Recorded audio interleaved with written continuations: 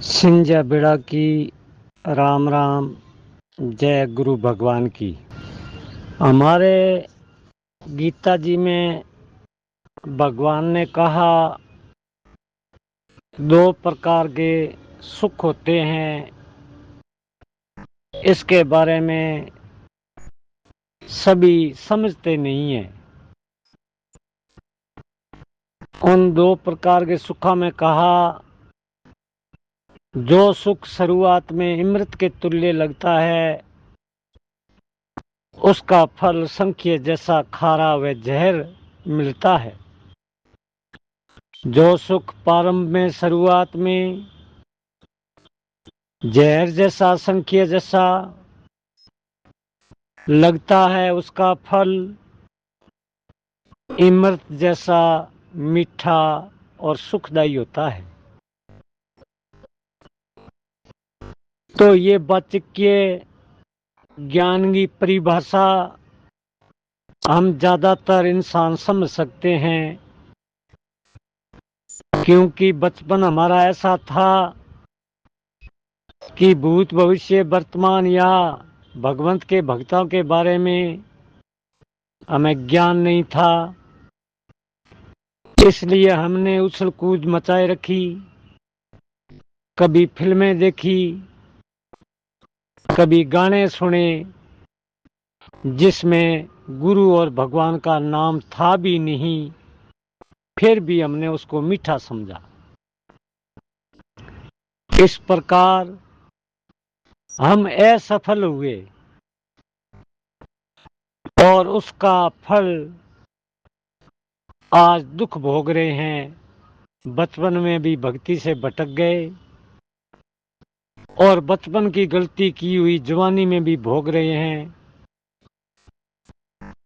तो हम कब उस बात को मानेंगे कि हरि ने हमें क्या कहा, कैसी कृपा करी थी। तो शुरुआत में हम सिंजा भी करें और नियमों का पालन भी करें, जिससे भले ही हमें थोड़ा बहुत कष्ट मिले, पर आने वाले समय में हमें मृत की घूंट पीनी है। इस शरीर में अजर अमर अविनाशी आत्मा भी अमृत है, जिसका भी हमने लवलेश भी नहीं समझा। केवल मैं शरीर हूं, इस पांच तत्व के मेटेरियल में ही अटके रहे। और भगवंत तत्व तो और भी समझना कठिन होता ही है। अगर आत्मा का अनुभव ठीक ठीक हो और आत्मा भगवान से प्रेम करने लगे तो हमारे लिए अच्छे काम की शुरुआत है, भले ही बुरी लगे। संयोग से इस संसार में एक एरिया ऐसा है, भले ही हमें सुख मिले, सुख दिखे, ये गीता का दूसरा उपदेश यथार्थ में है। क्योंकि हमने सुना यथार्थ रोचक भयानक प्रचारक चार प्रकार के वाक्य भगवान श्री कृष्ण जी के एक बार बोलने में ही होता है और ऐसे ही संतों की चलन होती है। हम अगर चारों प्रकार के ज्ञान नहीं जानते हैं तो कम से कम समय तो दे सकते हैं, हरि को, गुरु को, भक्तों को राम राम कर सकते हैं, सिंजा कर सकते हैं। तो इसलिए संसार में संयोग हमें अमृत लगता है। माँ है, बाप है, भाई है, पुत्र है, स्त्री है, संयोग में सुख समझते हैं। स्त्री सदैव लड़ती थी या पति सदैव लड़ता था, दो में से एक का वियोग हो गया, वो मर गया।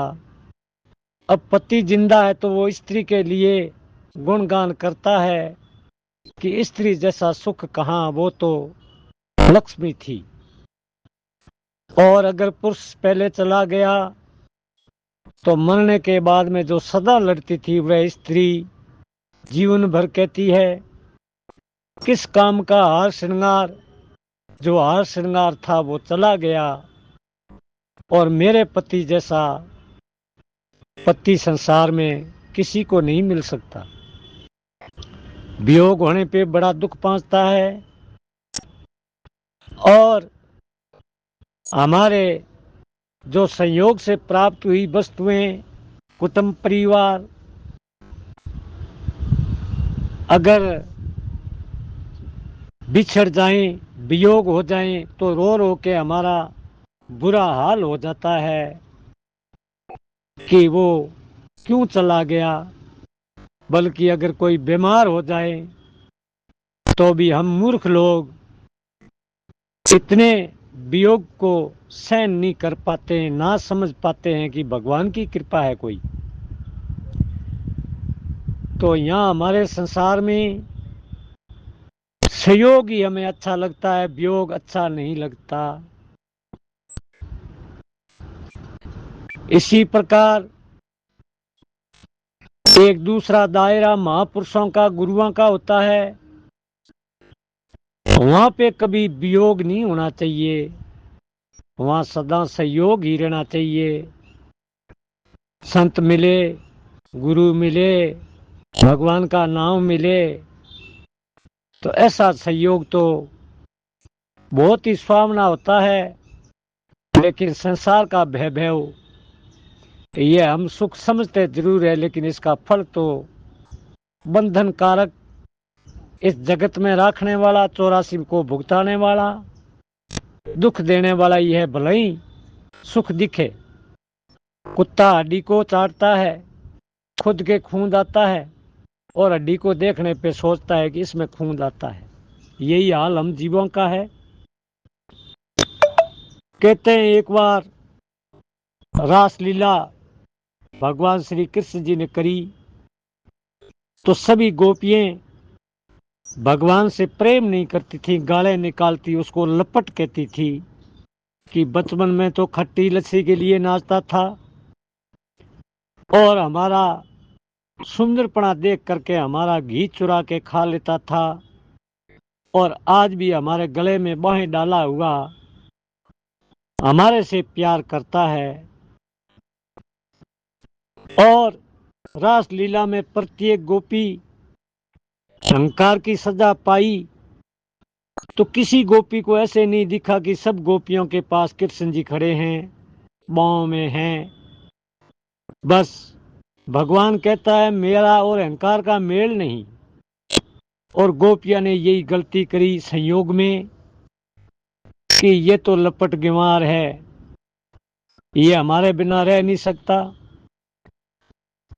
और भगवान रासलीला के स्वयंवर से भी अंतर्ध्यान हुए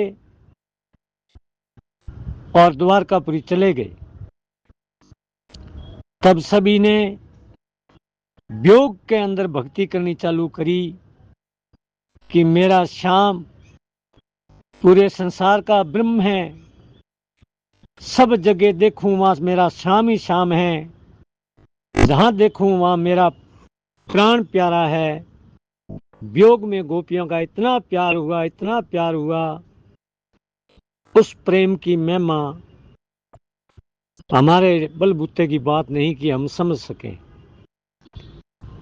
उद्धव जी ने भी सोचा कि श्री कृष्ण जी तो एक शरीर से प्यार करते हैं, ये भ्रम हुआ। भगवान श्री कृष्ण जी इस पंच तत्वों के शरीर से क्या प्यार करेंगे, वह तो कृपा ही कृपा करते हैं, वह सब कुछ हमारा है, क्या वो शरीर से ही प्यार करेगा? इससे बड़ा पागलपन और अहंकार किससे कहा जाए, ये अहंकार ही तो है।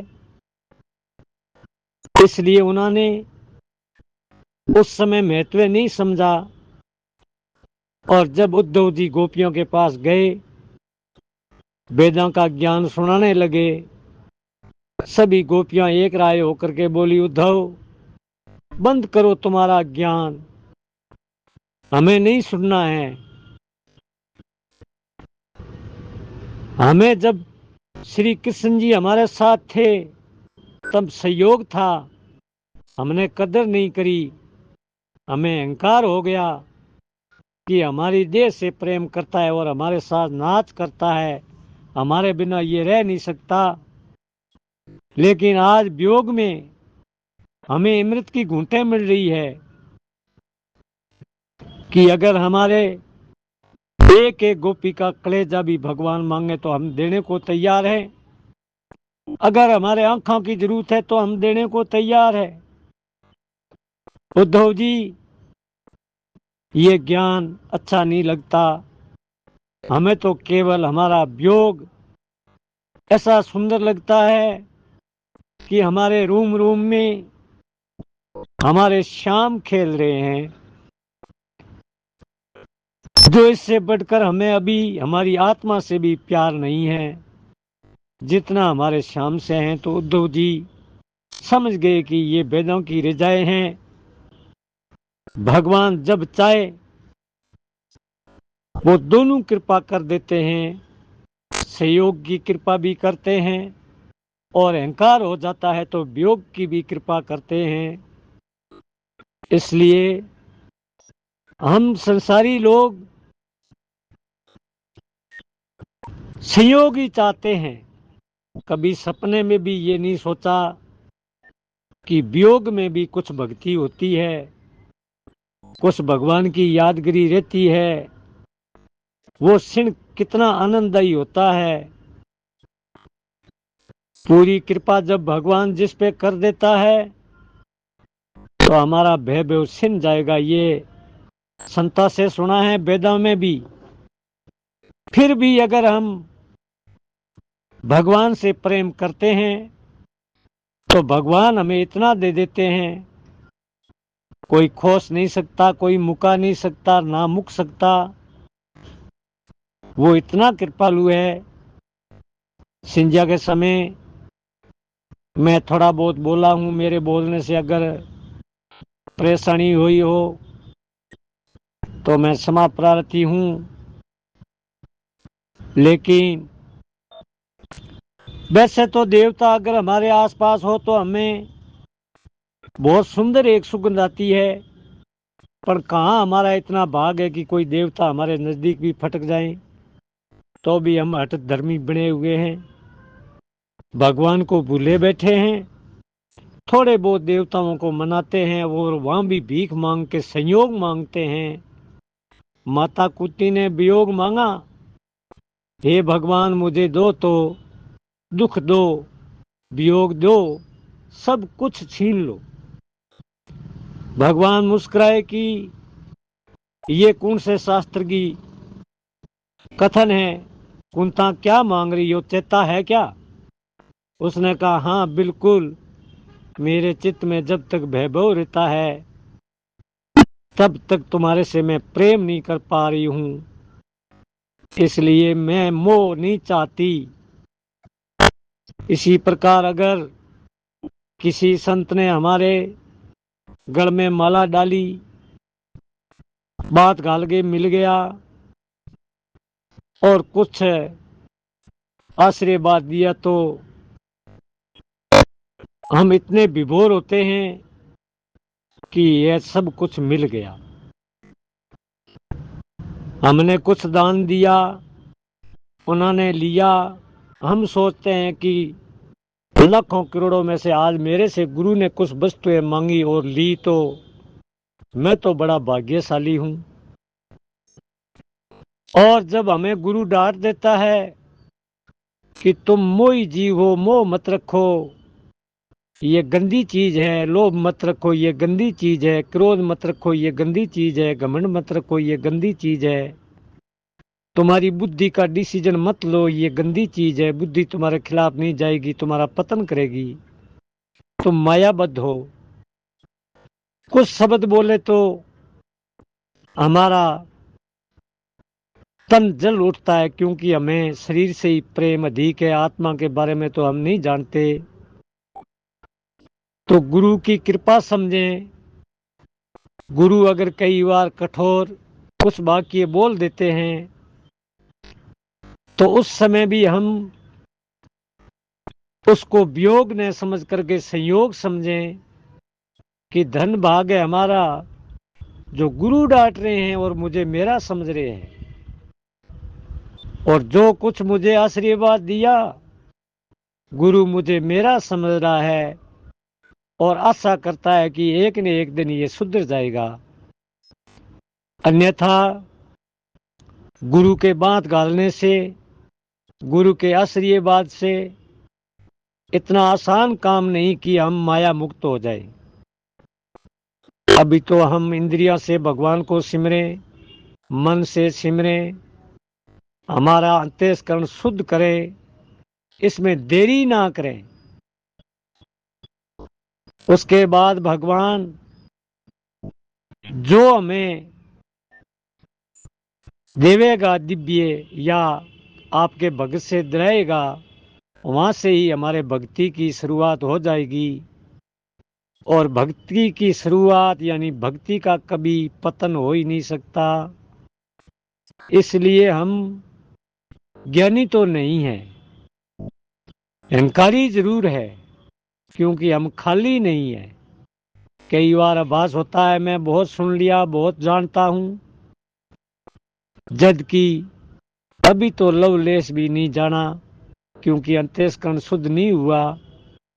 तो समझो कुछ नहीं, नागे बराबरी हमारा मनुष्य जीवन व्यापन कर रहे हैं हम। इस प्रकार मेरे बोलने से अगर आपको तकलीफ व कष्ट मिला है तो मैं क्षमा चाहता हूँ, माफी चाहता हूँ। जय गुरु भगवान की।